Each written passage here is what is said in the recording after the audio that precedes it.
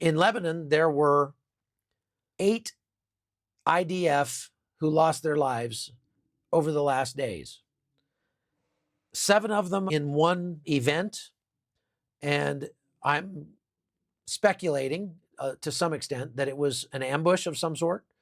Now, ambushes can take many forms, but if they were all taken out in the same event, then it's likely it was a clash between the IDF and Hezbollah, where Hezbollah had the upper hand because they had time to prepare. That's what separates an ambush from just a regular firefight.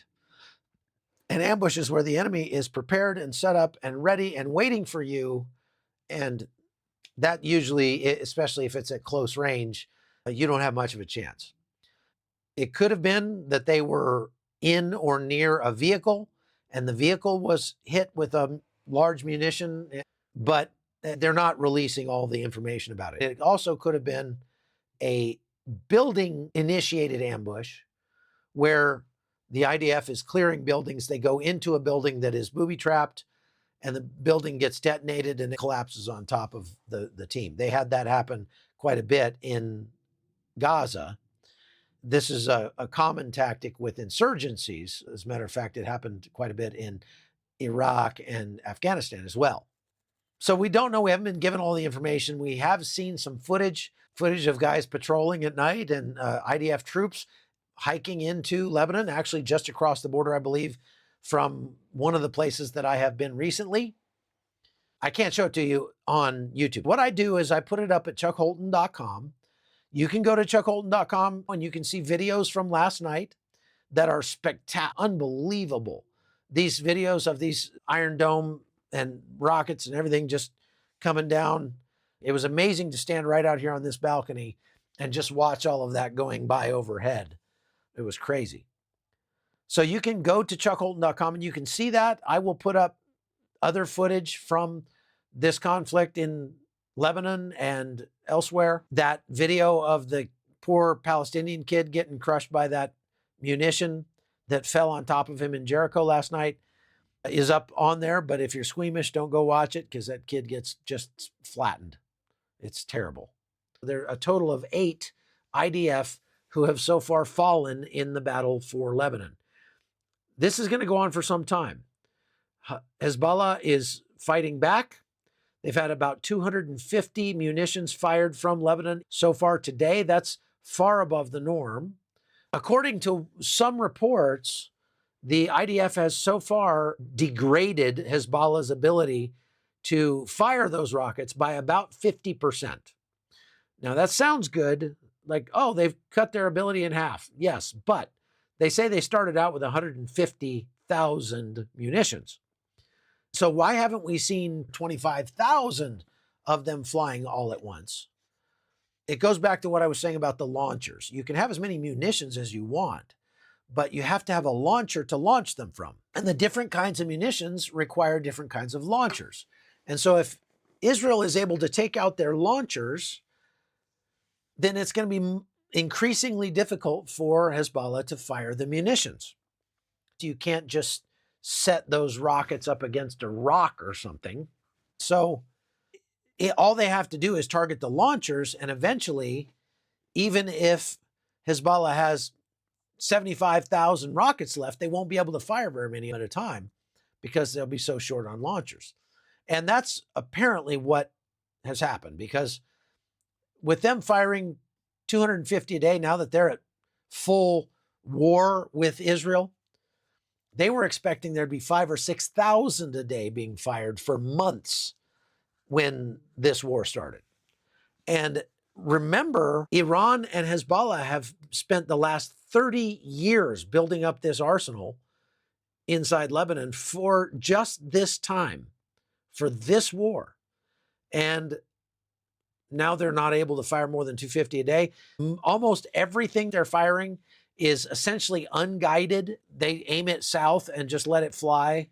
So far, almost everything has fallen in open areas, according to the IDF. That means there are some brush fires and things like that, but not a lot of damage and no casualties. So would you have ever imagined that a country could sustain something like close to 20,000 munitions that have been fired at it, from ballistic missiles to mortars, rockets, and anti-tank guided missiles that have all been fired at Israel over the last year. And the number of people killed is in the dozens, not even in the hundreds, other than the ones who lost their lives on October 7th and the soldiers who have been in active combat since the war started.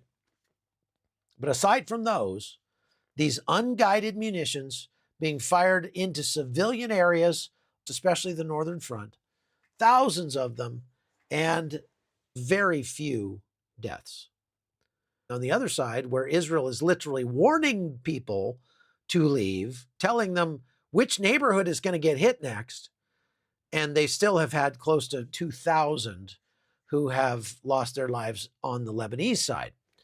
The reporting agency is maybe not as partial to Hezbollah as the Gaza Health Ministry is to Hamas. Now, let's talk about the response that Israel will likely give very soon to Iran.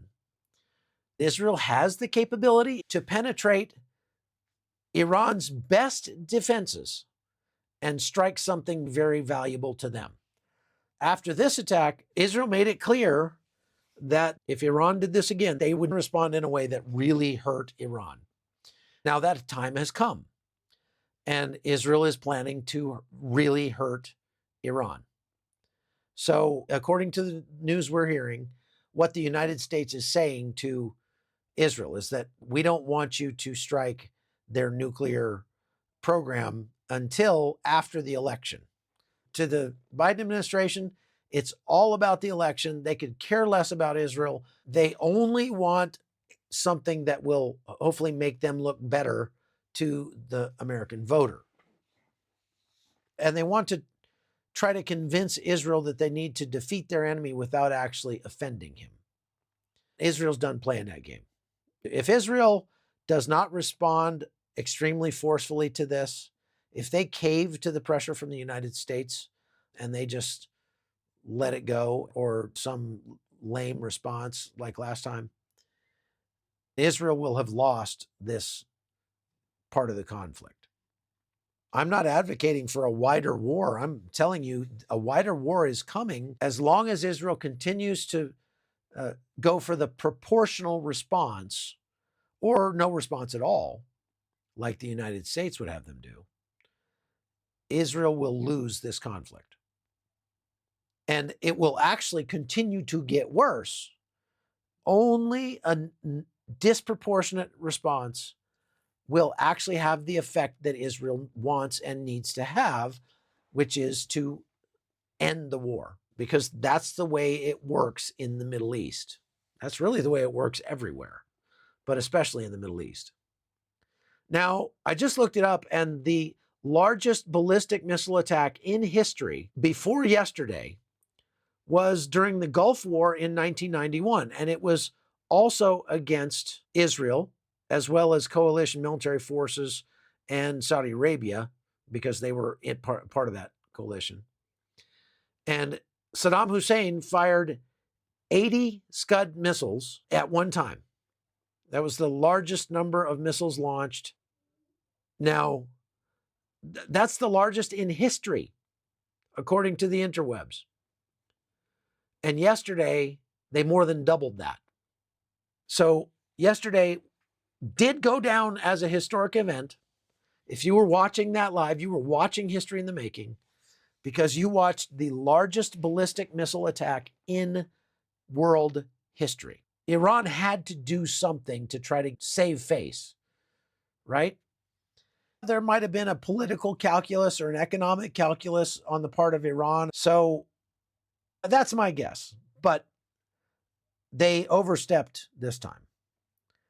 And it's very likely they are going to see something like the Houthis just saw in the port of Hodeidah the other day, which was an explosion of biblical proportions. If you look at the video, it's up on chuckholton.com. If you haven't subscribe to this channel, please do so. And go over to chuckholton.com. You can see videos of the stuff I'm talking about. You can see a video of the attack on the port at Hodeidah. It looks like the fire of God coming down on Sodom and Gomorrah. And that's likely what Iran is about to have happen. We're also doing 2-minute updates of the conflict in Israel. I'm trying to do those every day. And so those have been real popular as well. If you like them, please let me know. And just one more time, let me say, go and subscribe to this channel. It really helps, and it doesn't cost you anything.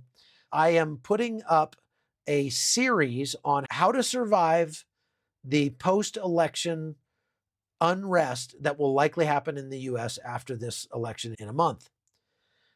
I want to help you prepare for you and your family to be safe from rampaging, angry, politically motivated mobs, from BLM-style riots, from any kind of natural disasters that the government fails to show up and help you with, like we're seeing in North Carolina right now.